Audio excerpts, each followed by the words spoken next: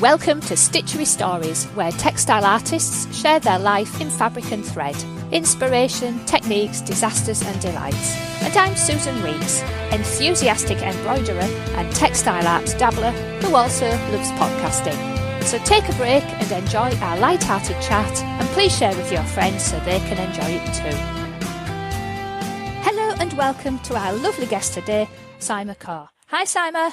Hello. Right, it's lovely to speak to you today, and Saima's actually somebody who I have found through Instagram, but also one of my previous guests, Deborah Mullins, had contacted me because she'd heard Saima speak at the Halifax Embroiderers Guild a couple of months ago and thought that Saima would be a lovely guest for us and had a really interesting story. So we can thank Deborah Mullins for introducing us. So that's a nice start, isn't it? It's always nice when somebody recommends somebody as being a nice guest. So thank you. Now then, I've got a short bio here from Saima. I am a maker of colour-popping hand embroideries inspired by Indian folk art.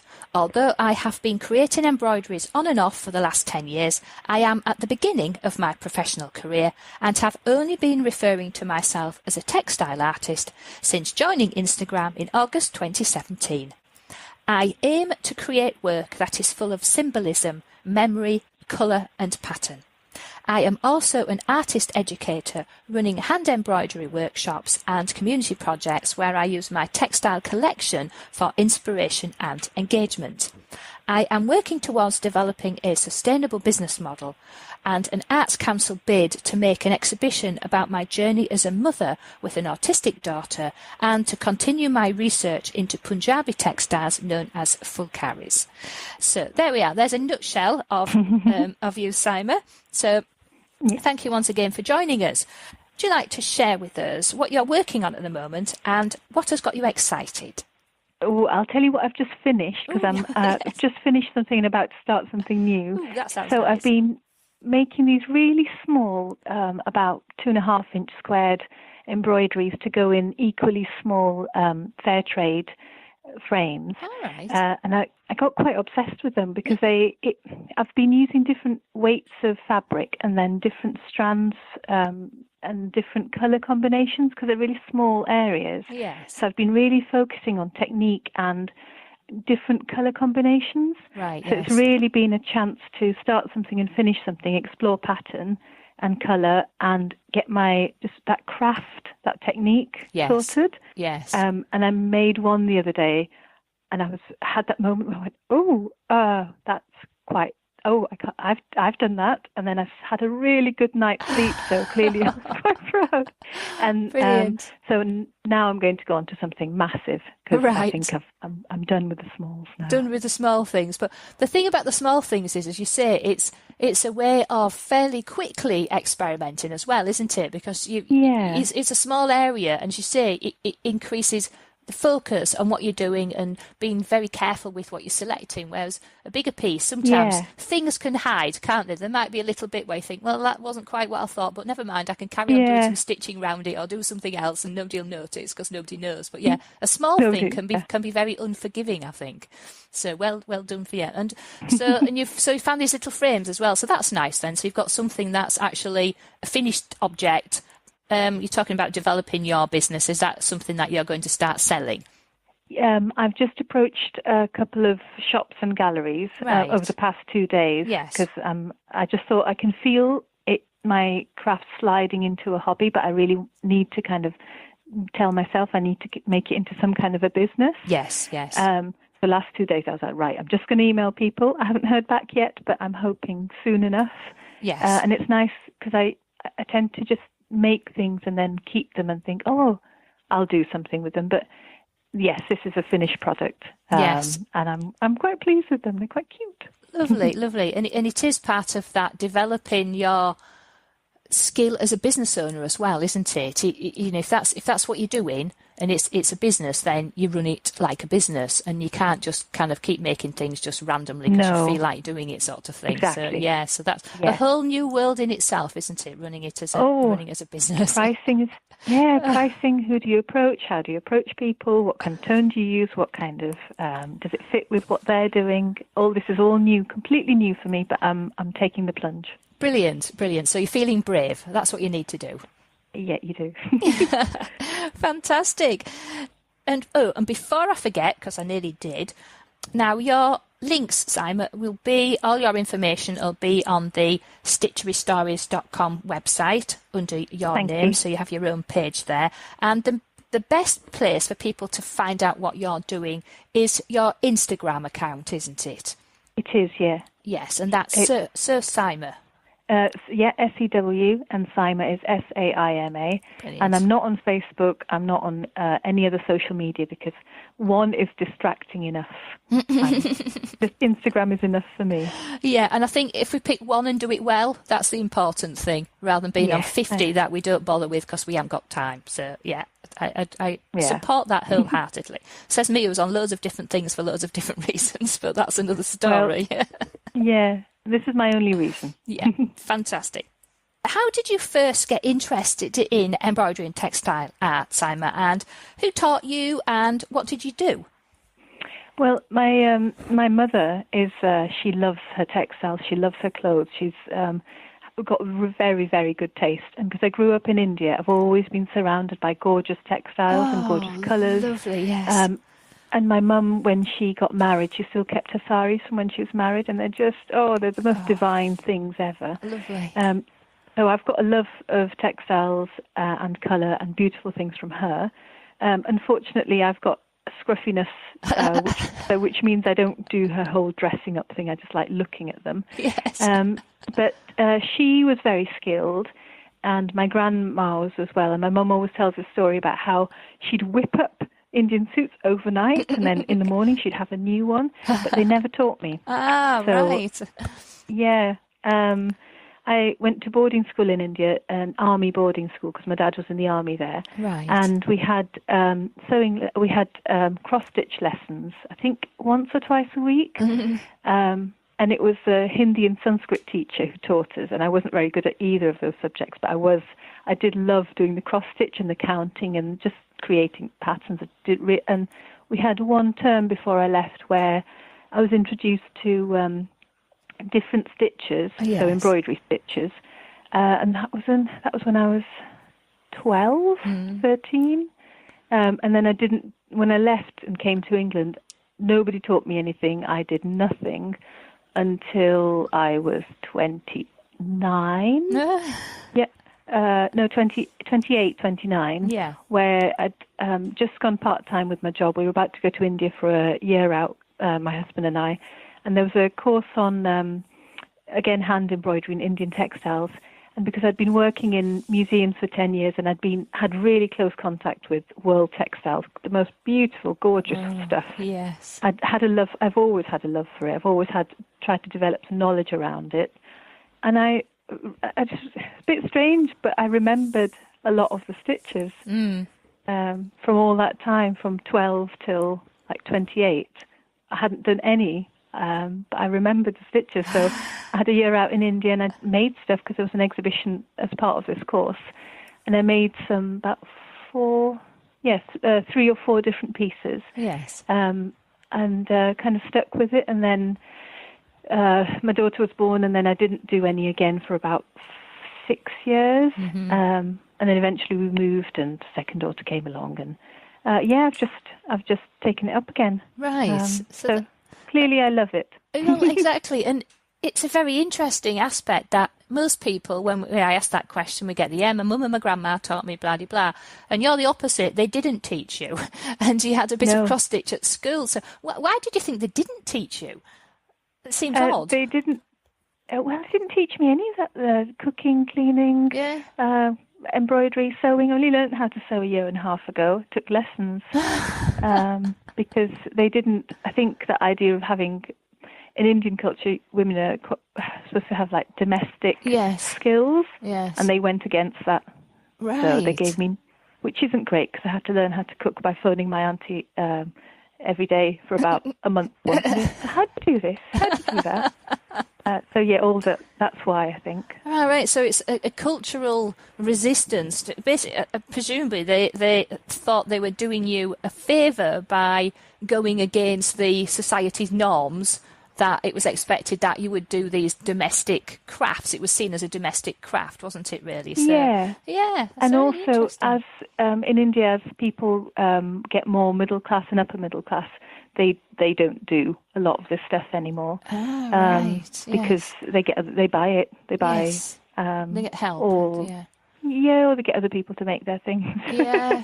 Right. And so, especially in that class system, there's not a lot of people who do a lot of crochet and sewing and embroidery anymore.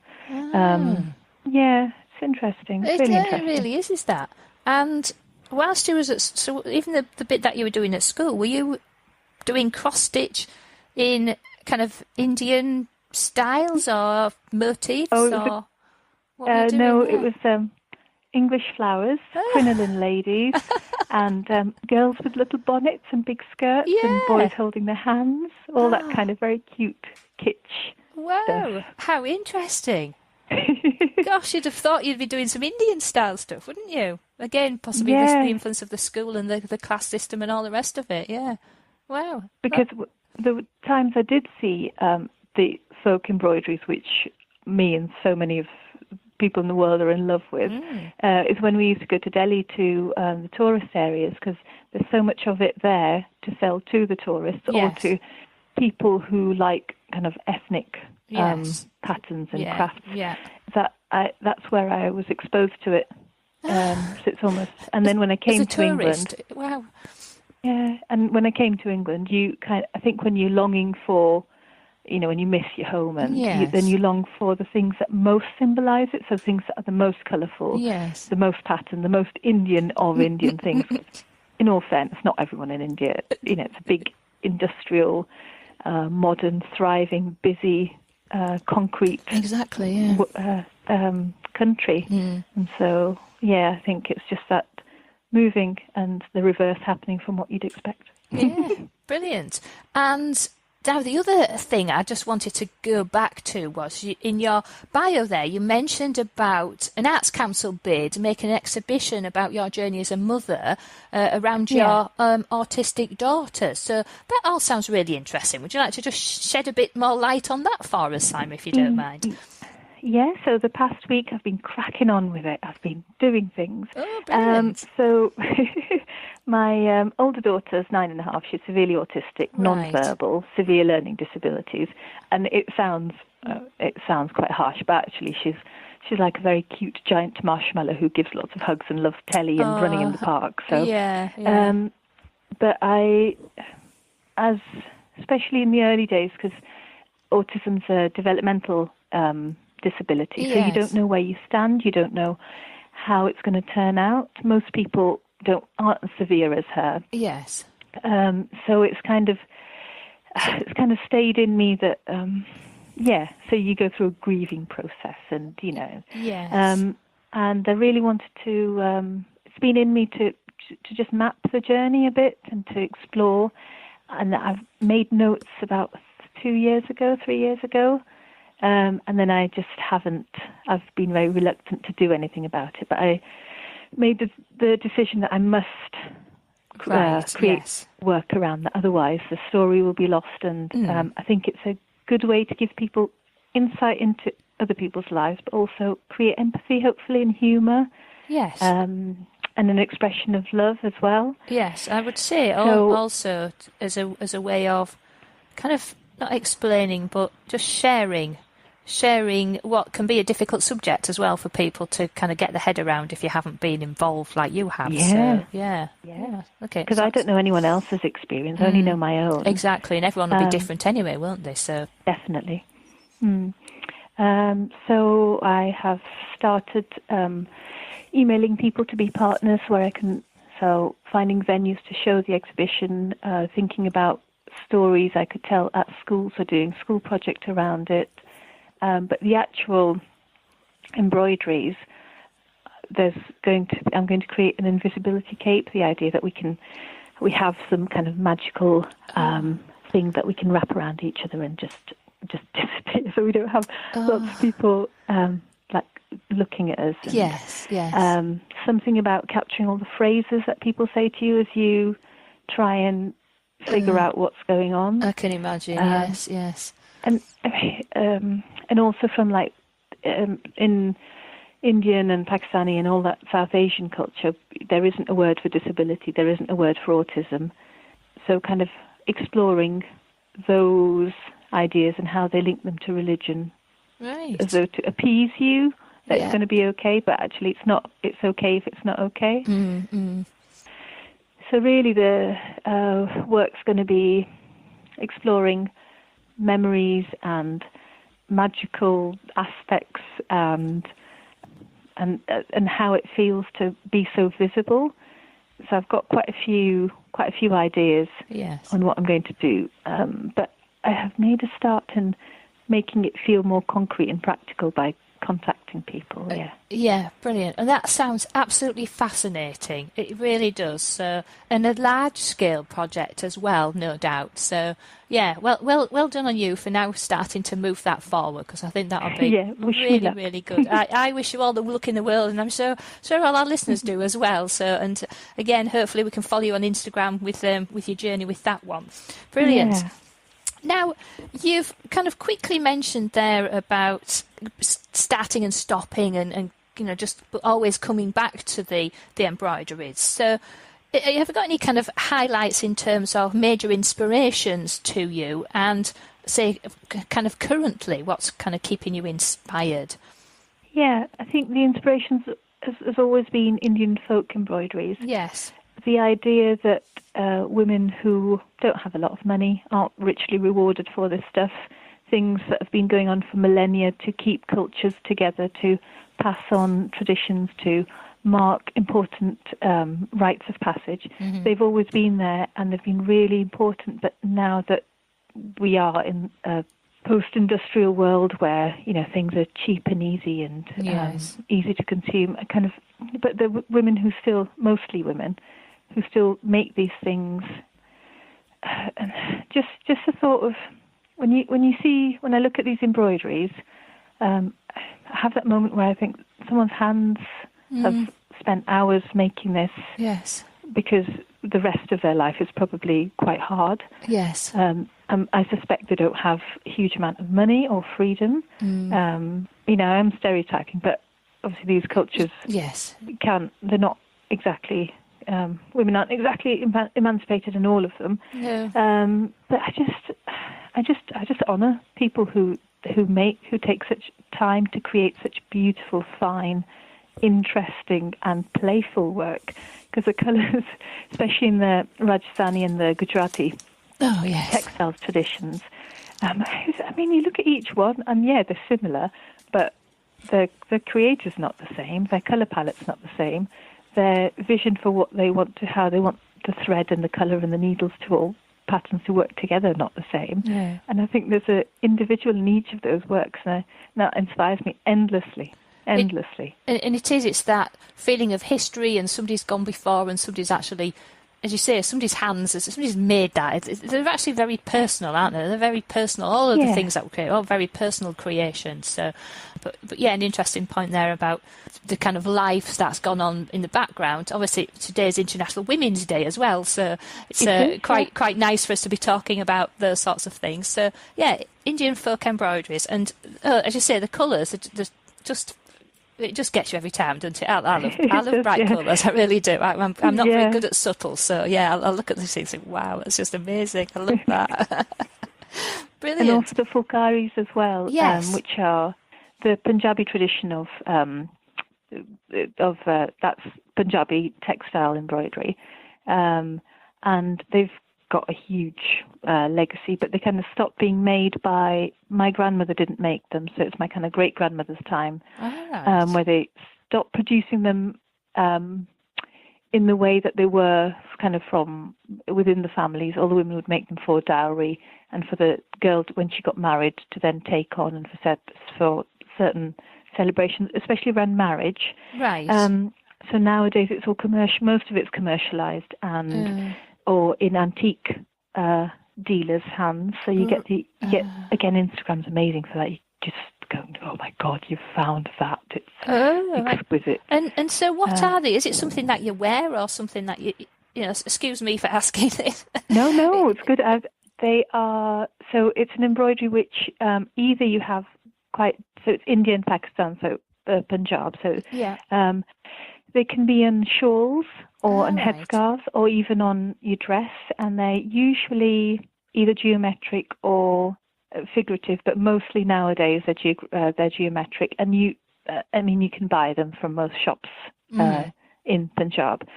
So traditionally they were made on hand-spun, hand-woven thick khadi, which is the cotton, from untwisted silk threads in you get bright oranges, bright yellows, and on a ground, a maroony background or black.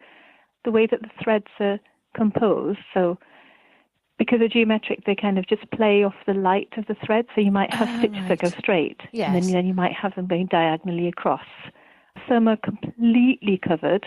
They're called bargs, which means flower garden. So some of the textiles are completely covered in the thread. Yeah. And they used to do them from the back, so they're like woven. They're amazing. They're amazing. Ooh, so they look woven, but they're not. Right. So we'll have to have a look on Instagram for full carries then. Yeah, and some of them are just the simple pattern repeated over and over again. Yeah. But the figurative ones are really good fun because they show how village life used to be. So kind of in the... It's like a cartoon almost. Yeah, and they're really funny because you can see all these people doing odd things and a few British officers in there and the train coming and women churning butter. But they're just delightful. Oh, fantastic. Oh, yeah, as you say, very inspiring, especially, as you say, now it's a cultural thing that people don't really make them themselves anymore either, so they're therefore becoming more rare. And difficult for people to see. So, yes, anything rare gets expensive, doesn't it? So, brilliant. And that's something that you've done a lot of research into that as well. Obviously, you were saying your thing there, so I get very excited about full carrots. I do, yeah. Brilliant. So, moving on to kind of techniques then, you've said you've just been doing the small pieces and now you're going to look at doing some larger ones. So, is there any specific techniques that you like to use to reflect your love of the Indian folk embroideries and their influence? Yeah. I always work on cotton. So if I've got khadi at home, I went to India this summer, so I bought loads of khadi, which is just the hand-spun Indian cotton. Yeah. Or calico. Love working on calico. Ooh, yeah. So plain cotton, lots of bright colours. So I either use cotton or I use my fulkari threads, which are now they're synthetic, but untwisted silk. Right. Thread. Yeah. Because you get that luster from it. You do, yes, it's lovely, yeah. Yeah, so I use those, and I use lots of different stitches. So I mix herringbone and shisha work, the mirror work, running stitch, satin stitch, all sorts. Yeah. I like mixing my stitches to build patterns up. I also use a bit of fabric paint in there because sometimes I like the difference in texture, but also if something is fast, I can't cover everything. So a little bit of cheap's guide. Yeah. And the patterns and the colours are, I use a lot of motifs which I've gathered over the years by looking and exploring Indian folk textiles. Yeah. And so some of them I will just use, so copy, essentially. So there's a stylized version of the peacock, which I love, which is found in lots of fulkaris, because I kind of see it as a bit of my cultural heritage. So I feel no shame in... No, it's a traditional icon, shall we call it that? And then it's using it, yeah. And also I think in craft, it allows you to say that you do craft, allows you to be part of a tradition and to carry that tradition forward in however you're doing it. So you don't have to keep trying to be original and trying to be different and break away from the mold. You can honour what there is and move within it. Yeah, that's a lovely idea as well, because we are often kind of feeling the pressure to be unique, do something different. But as you say, by putting your own spin on these traditional icons and imagery, you are still being unique and different. But as you say, that's a nice way to honour what's gone before as well, which is important. Good on you. I think so, yeah. I think sometimes things get lost, and if people have done amazing stuff, why not learn from them? Because when people say they learned from their mothers or their grandmothers, this is no different from saying I learned from a tradition which has gone before me, which I study and love.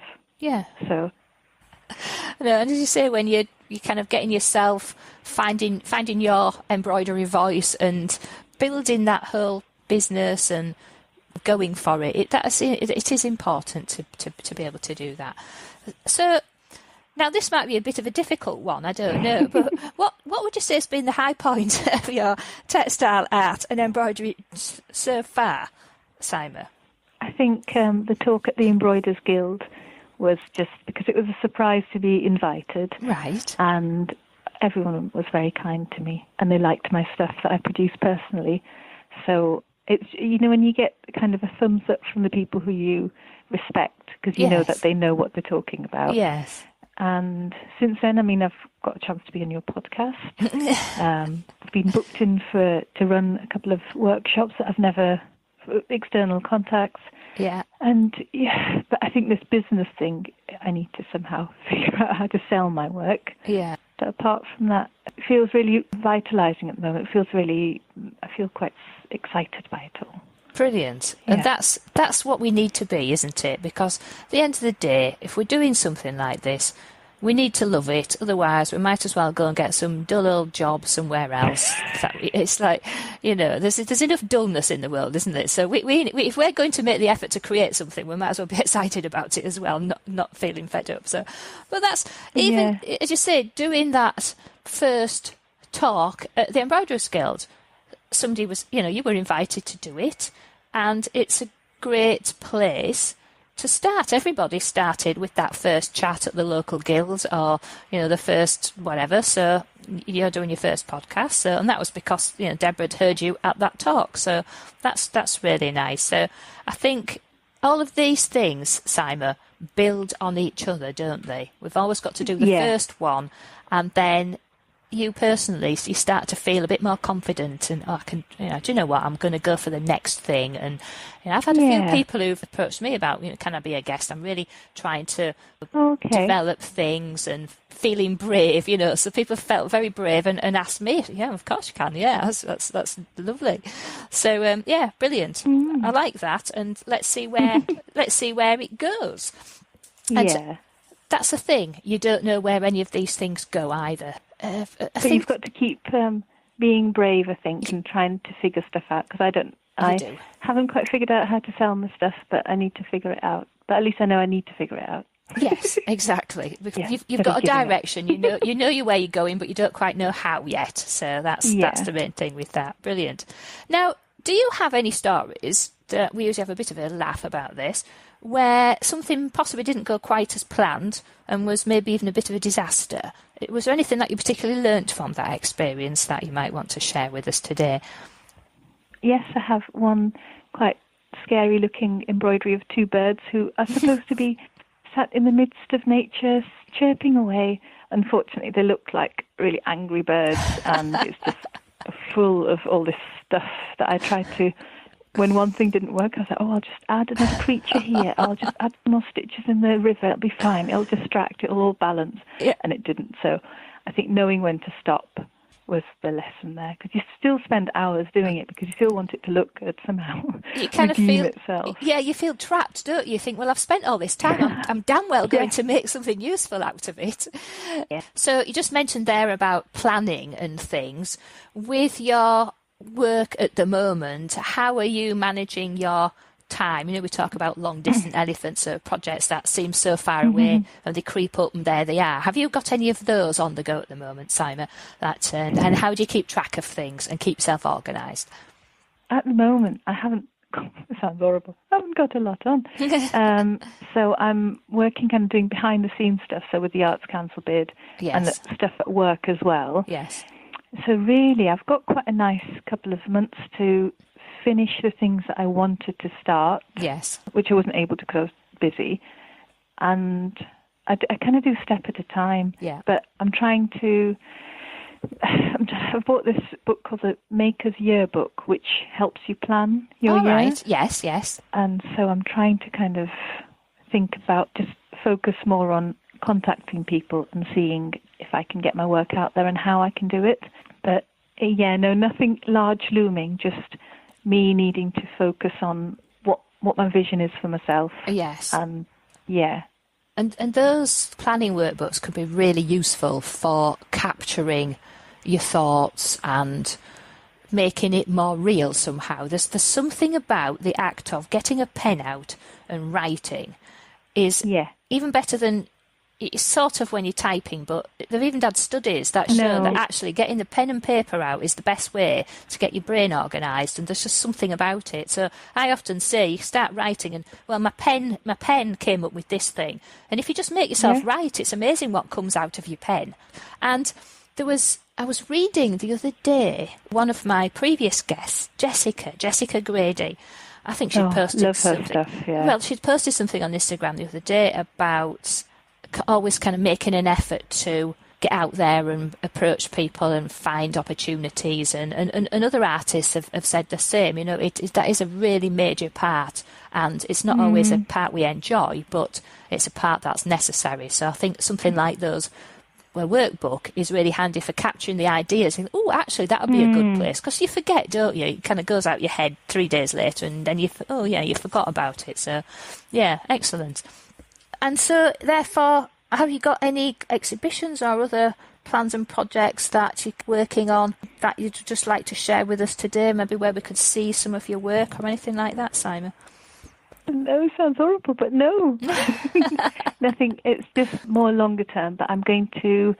Yeah, I've got a workshop coming up in May, and then I'm just planning. Because I only started in earnest in September. Yes. Trying to think about, and because I was at home for 4 years with my younger daughter. Yeah. So this is all very new and all me still thinking. Brilliant. But no, I'm kind of working the Arts Council bid. I'm working on putting a plan together, see if I can approach colleges and universities to, if they want to look at the collection, for me to talk about Indian textiles, kind of give talks and demonstrations.